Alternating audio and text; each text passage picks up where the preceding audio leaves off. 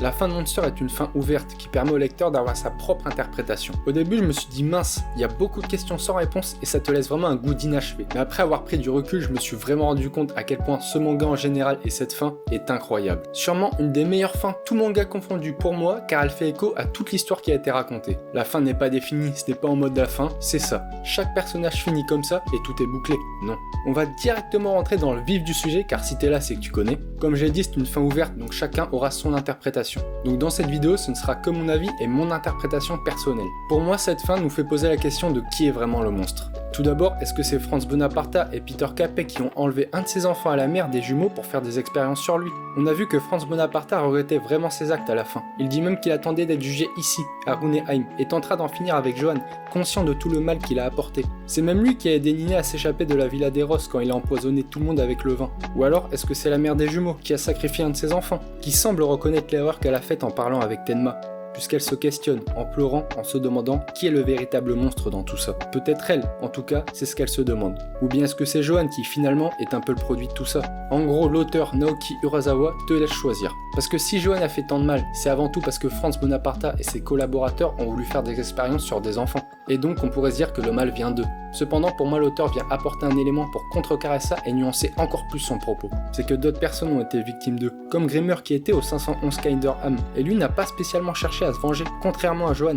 Donc ça ne disculpe pas Johan de tout reproche, et on peut potentiellement le considérer comme un monstre, de par les atrocités qu'il a commises. Mais pour nuancer, on peut se dire que si Johan a fait tout ça, c'est aussi pour sa sœur. Il tenait vraiment à sa sœur, et on a limite l'impression que c'est lui qui voulait être pris comme cobaye. Et le fait que sa mère a sacrifié sa sœur et non lui, ça lui a fait de la peine. Et du coup, il voulait aussi leur faire payer. Et cet amour qu'il semble avoir pour sa sœur le rend plus humain. Oui, parce que pour moi, c'est Nina qui a été sacrifiée par sa mère. Je sais pas si au sein de la commune Monster c'est élucidé ou pas, n'hésitez pas à me le dire en com. Mais si vous voulez savoir pourquoi je pense comme ça, n'hésitez pas à aller checker nos réseaux dans la description, j'en ai parlé là-bas.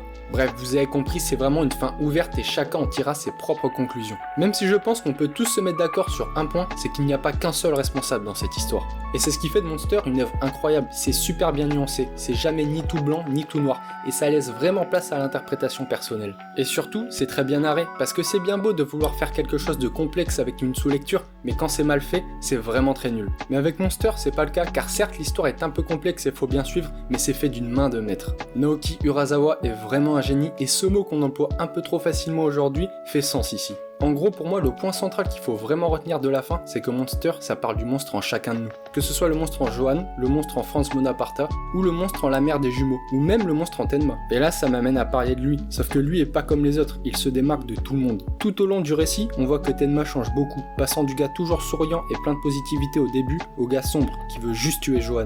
Tenma s'est dit que pour tuer le monstre qu'est Johan, il devait lui aussi devenir un monstre, mais la réalité, c'est qu'il n'y est jamais arrivé. Comme lors de l'incendie de la bibliothèque où il aurait pu le tuer, mais n'est pas arrivé à lui tirer dessus. Et ça se confirme vraiment à la fin, quand il le sauve pour la deuxième fois, parce que pendant toute l'histoire, il se demande s'il a bien fait de sauver Johan, et se reproche même de l'avoir fait, en se persuadant qu'il doit arrêter Johan car elle est responsable de tout ça, en disant qu'il a ramené le monstre à la vie. Et en sauvant ce dernier à la fin pour la deuxième fois, ce doute-là est balayé, montrant que Tenma ne peut être un monstre, c'est contre sa nature. Et pour continuer à parler de lui, j'aimerais revenir sur la thématique que toutes les vies sont égales, qui est propre au personnage de Tenma. Et pour ça, on va illustrer avec la scène de fin, où Johan demande à Tenma de le tuer. Dans cette scène, on voit que Johan dit « Le docteur Tenma va me tuer maintenant ». Et pour moi, Johan veut prouver qu'il n'est pas le seul à être un monstre, peut-être pour se rassurer en quelque sorte, et que Tenma l'est aussi, car elle ne considère pas non plus que toutes les vies sont égales. Plus précisément quand Johan pointe le pistolet sur le gosse. Là, il met Tenma dans une position en mode « La vie du gosse importe plus que la mienne, moi qui suis un monstre, non? Alors vas-y, tire ». Finalement, on n'a pas vraiment eu la réponse à ce moment-là, car c'est le père du gosse qui a tiré.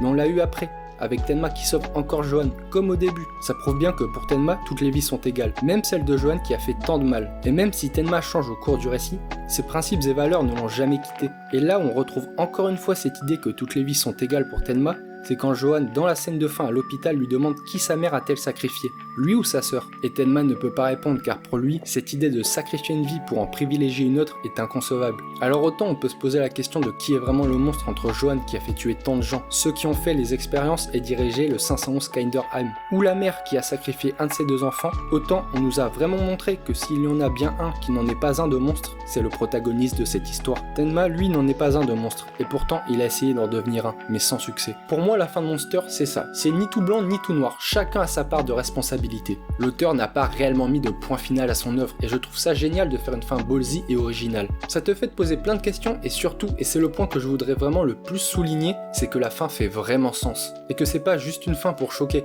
Non, là tu vois ça, tu prends du recul et tu dis mais oui, mais dans tout ce qu'on m'a raconté, tout ce que j'ai vu, qui est vraiment le monstre? Parce qu'à première vue, on pourrait se dire que c'est Johan, mais finalement, quand on voit la fin, c'est pas si simple. Donc voilà, c'était mon avis sur la fin de Monster. Dans cette vidéo, je me suis vraiment consacré sur le message de fin et aussi le personnage de Tenma parce que je pense que tout ça est lié. Comme je l'ai dit, c'est une fin ouverte, donc peut-être que vous n'aurez pas le même avis que moi. Et si c'est le cas, n'hésitez pas à mettre votre avis en com, ça m'intéresse vraiment, j'irai lire ça. Sur ce, n'hésitez pas à aller checker les réseaux qui sont en description, à commenter comme je vous ai dit, à liker, à vous abonner, et moi je vous dis à la prochaine.